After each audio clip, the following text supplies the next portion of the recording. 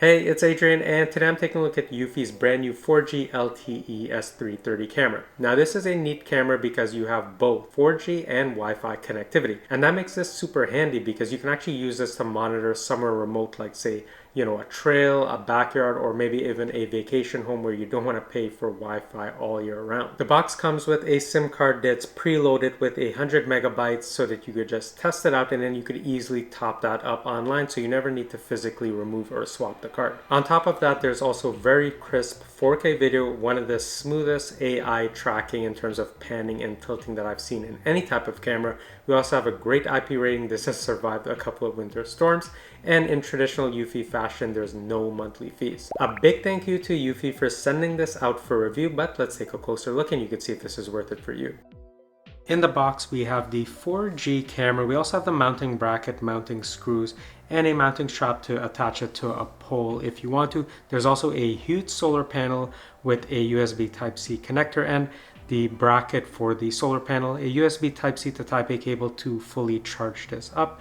There's also a 32 gigabyte micro SD card, manual, SIM card with 100 megabytes of data, Eufy sticker and positioning stickers as well. To date, I think this is the most beautiful Eufy camera I've seen. They really hit it out of the park with this design. So we have the logo and it shows 4K on the right and left side. We also have an LED indicator light, speaker grill, and of course that beautiful camera lens with this huge LED ring light or spotlight right here.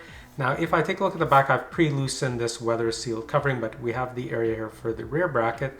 There's a covering here for an antenna that you can attach. There's also the power port here, USB Type-C. You're just going to initially top that up, then connect the solar panel to that port.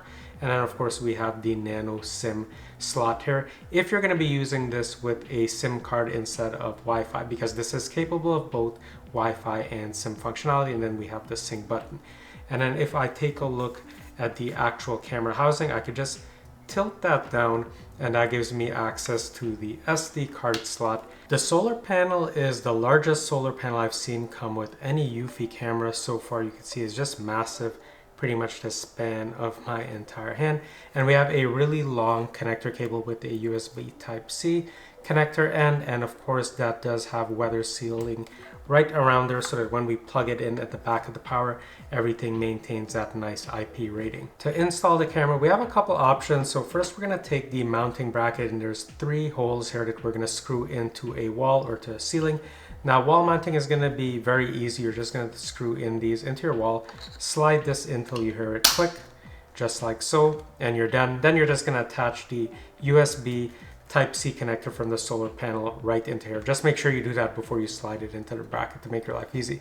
Now to do this ceiling mounted, we're just going to rotate this upwards like this and then slide it in just like so. And of course this would go into a ceiling mount and you're good to go. Now the one new thing that I haven't seen before, and actually let me just take this bracket out so I could show it, is that we now have this mounting strap, and this is going to be really useful because you can actually attach this to a pole or a light post or maybe even to a tree, and you can see the height of this is meant to thread in right here, and then you would just tighten that strap so the camera will just stay connected to a pole. Installing the solar panel is easy. You're just going to take the bracket for that, screw it in with 3 screws into a wall, then just screw in this connector head here into the screw hole right there, and then run the USB Type-C cable into the back of the camera and you're done. Specs include a 4K resolution at 15 frames per second. There's an 8 megapixel sensor at f1.6. There's 138 degrees field of view, 100 lumen spotlight, black and white and color night vision, a 9400 milliampere chargeable battery, 344 degree pan and 70 degree tilt, giving a full 360 degree view. We have AI detection and auto tracking, 2-way audio. I'm gonna go ahead and add the S330 4G Cam to the Eufy app. So I'm gonna click plus here, go to battery camera. We're gonna pick the 4G LTE Cam S330, add it to my existing home. And I'm just gonna set it up for Wi-Fi instead of 4G for right now. And I have 2 options here, either connect it directly to my router or connect it to the HomeBase 3 if I own a HomeBase 3. I'm just gonna go to router for now for those of you who don't have a HomeBase. And I'm just going to go ahead and scan the QR code at the back here. And I'm just going to put in my Wi-Fi password. I'm going to click next since I heard the beep. And I'm just going to scan this QR code. with the camera. Connecting to the network. Please wait. Setup was successful. Let's take a look at the camera settings in the Eufy security app. So if we look at the bottom left, I could see that it's actively being charged and it is connected to the solar panel, and I have fairly good Wi-Fi strength. I can see that I have 100 plus events on here, and if I tap on the buttons there, I can snooze this from 30 minutes up to 12 hours, and I could jump into the full settings, which I'll demo later. But let's jump into live view. And that loads very quickly. Now it is set to auto, but you can manually set this to 4K quality so that when you zoom in, you have a lot more detail. But for now, I'll just set it back to auto. And from here, I can also go ahead and manually trigger the alarm outside and jump into settings. And if we look at the bottom, we have access to some quick settings. Now, if I tap on record, this allows me to just record if I saw anything interesting, going on, and I could just stop it. It'll save it to the phone. I can also do the same thing with a screenshot, and it's also going to save it to the phone. And then if I press and hold on the microphone icon here, I can go ahead and have two-way talk with someone outside. I can also turn the light on or off manually. And if I go into pan and tilt, this is where I could just manually pan and tilt the camera as I desire. Now, if I go over, I could turn AI tracking on or off. And this is helpful because if you just want the camera to have a fixed position, and if you want to conserve battery life, say I only want to monitor this front entryway, I would just turn AI tracking on or off.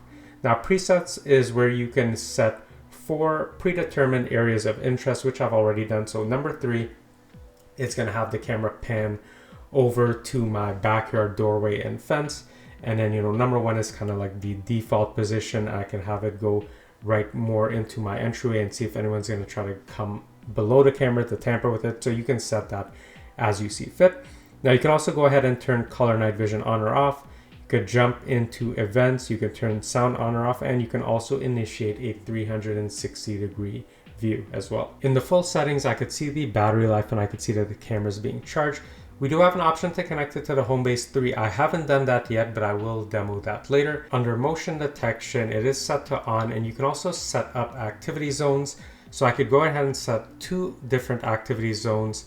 So that's the first one, second one, and then if someone passes, say, the sidewalk or within the zone, I'll get notified. We can also adjust the detection sensitivity. I leave it in the middle, and that works fairly well for me. And you could set it to day and night optimization. So at night, all motion events are going to be recorded, but at day, it's going to be a little bit more selective in what it chooses to record. Of course, you could just turn that off so it records pretty much everything.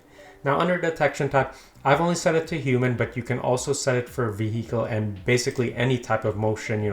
It may be a pet or just the leaves going, and it's going to record it. But just for the sake of battery life, I've just set it to human. And then from here, you can also turn AI tracking on or off. Under pan and tilt, this is where you could set up those 4 predefined areas that I showed, and you could set the default position. So say I wanted number 3 to be the default, I would tap on that, set to default position, pretty straightforward. If we go into night vision, you could set it to black and white night vision, color night vision, or you could just turn it off completely. And if we go into Power Manager, you could see this has been set up or installed for about 5 days so far, and I've had a whopping 1,282 detected events. Where this camera is positioned, it really gets a lot of work and detections put in, and it's recorded 415 events. Now, when you take that into context, being at 89% battery life, this is actually quite good. The working mode is set to optimal battery life, so video clip lengths are only going to be 10 seconds long at most. You could set it to optimal surveillance and you'll have clips up to 20 seconds long. Now, if you wanted more than that, you could go into customize recording and you could have clips up to a minute long with a cooldown or re-trigger time of as low as 5 seconds. And you could turn off the option to end the clip early if motion stops, say you anticipate someone coming back into the frame. But I'll leave it on optimal battery life because I'm trying to strike a good balance with the solar charging as well. If I go into the solar dashboard, I can see a 7-day trend. So from when I first took this out of the box, I charged it up pretty much at 100, installed it, and it's just been fluctuating like that. And I could see on different days how efficient the charging was. So it's really cool to have access to this dashboard. And I can also see, how much total time of charging I've had. Under video settings, this is where we could have a logo watermark. Now, streaming quality, it's set to auto, and I recommend that you pick that if you're going to be using the 4G SIM card. Now, if you go into recording quality, you can either set it to 4K resolution or 1080p, and it's just better to have it at 4K resolution so you can see more details. And you can also set up privacy zones, and this is required in certain states and areas so that you may need to block out your neighbor's house, for example. I don't need to do that, so it's something that I don't ever enable, but it is there. Now you can go into audio settings and then turn on the microphone and enable audio recording with all of your clips, and then you can also set the speaker volume. If we go under notification, I like to set it to most efficient so I'm notified as soon as possible of any motion, but you can also set full effect where you'll get the text notification first, then a thumbnail will follow, and then you can also set it to include thumbnail so you get the notification and the thumbnail at the same time. This will be a little bit slower because it has to process the thumbnail. Now you can also set the app alert tones, and then you can also set a notification for when you switch security modes. Under general, I could change the name of the camera, turn the status LED light on or off, and I recommend leaving it on so people know the camera is actually working and active.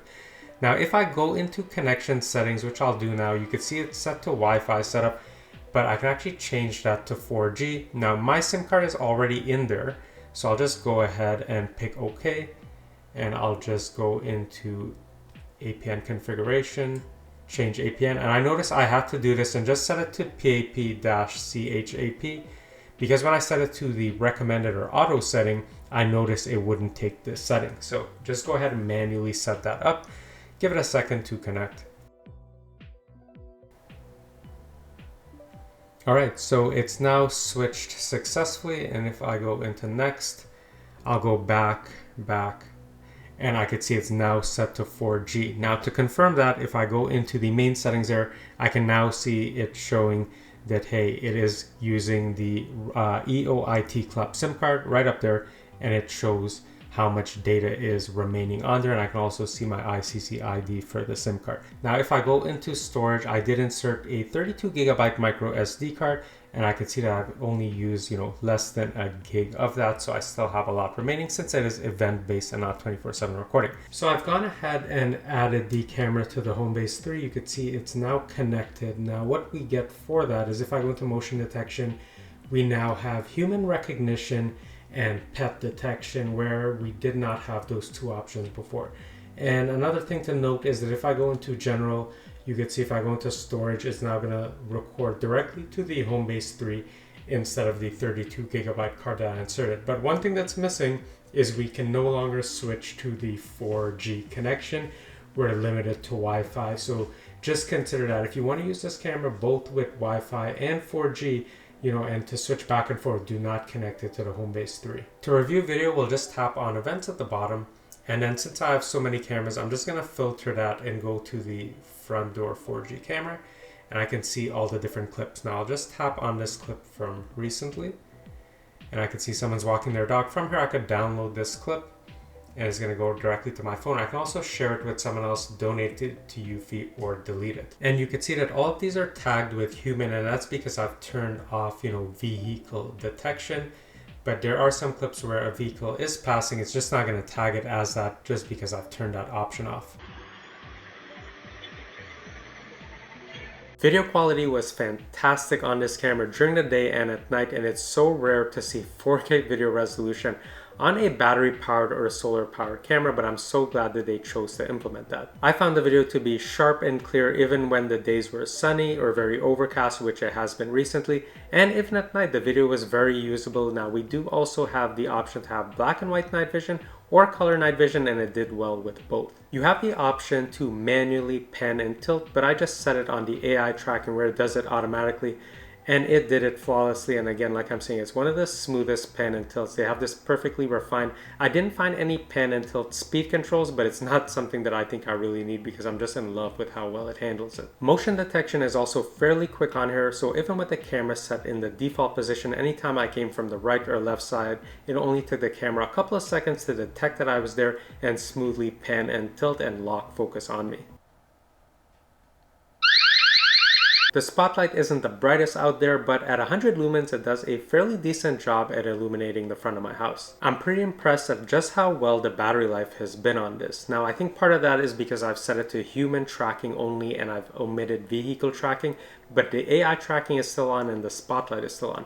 Now I've had over 2,000 detected events and almost 1,000 recorded events, each at about 10 seconds long in terms of the clip length, or a little bit shorter, and the battery's still at around 92-93%. And keep in mind, this is with a lot of overcast days, snow, it's still winter here and cold temperatures, so it's doing fantastic for 4K video quality and tracking. In terms of storage, I'm expecting to get about half a year to a year with only a 32GB micro SD card, which is not too bad. There are 4K clips, 10-second clip length maximum. So obviously if you were to insert 128GB micro SD card, you could probably get years of footage. Again, it's going to depend on the amount of detections and recorded events.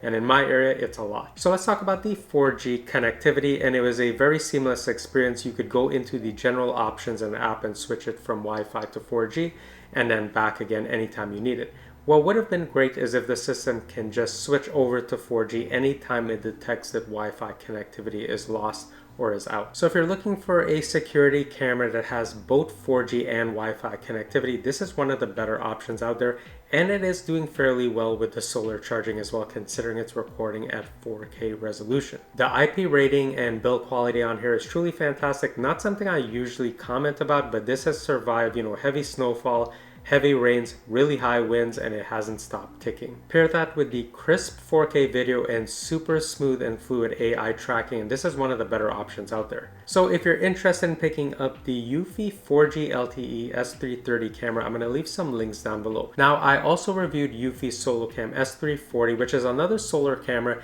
It has two vertically stacked lenses, so you can have a wide field of view and a zoomed in field of view, but it doesn't have 4G connectivity. So if you're just on the hunt for a solar camera, also check that out because it is a very unique camera. It just doesn't have the 4G connectivity, but it does have two camera lenses. I really hope you found this video helpful, and if you did, please consider checking out some of my other videos on Eufy products like their video door locks and doorbells. And as always, if you found this video helpful, please consider liking and subscribing, and I'll see you in the next one soon.